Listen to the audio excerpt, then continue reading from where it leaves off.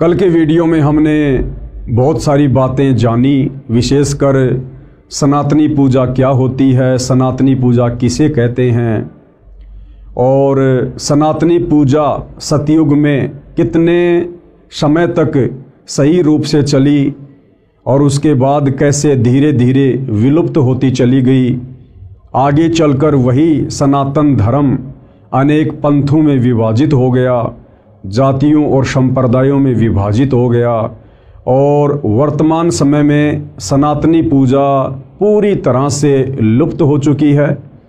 और पुनः सनातनी पूजा का उत्थान करने के लिए सतलोक से चलकर स्वयं कबीर साहिब सतगुरु रामपाल जी के नाम से धरती पर प्रकट होकर उसी सनातनी पूजा को पुनः लागू कर रहे हैं और निसंदेह 2028 के बाद वह सनातनी पूजा, आदि सनातनी पूजा पूरे विश्व में एक बार पुनः लागू होगी। इसके साथ साथ पूज्य गुरुदेव ने हमें बताया कि चारों वेदों में और गीता जी में भक्ति मार्ग का, मोक्ष मार्ग का कंप्लीट ज्ञान नहीं है। उसके लिए हमने सूक्ष्म वेद को आधार बनाना पड़ेगा।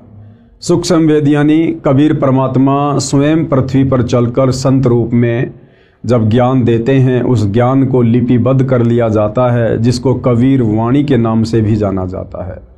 तो 650 साल पहले कबीर परमात्मा सतलोक से चलकर बनारस के काशी शहर में प्रकट हुए थे। 120 वर्ष तक उन्होंने हम आत्माओं को ज्ञान दिया, तत्व ज्ञान दिया। आगे चलकर एक अच्छी आत्मा आदरणीय धर्मदास जी के माध्यम से उस ज्ञान को कबीर सागर नामक पुस्तक में लिपिबद्ध कर लिया गया, जिसको पांचवा वेद सूक्ष्म वेद कहते हैं।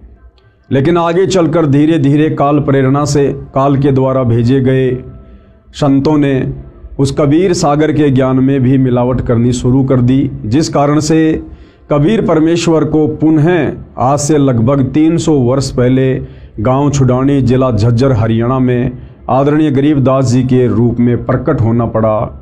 एक सांसारिक जीवन उन्होंने जिया।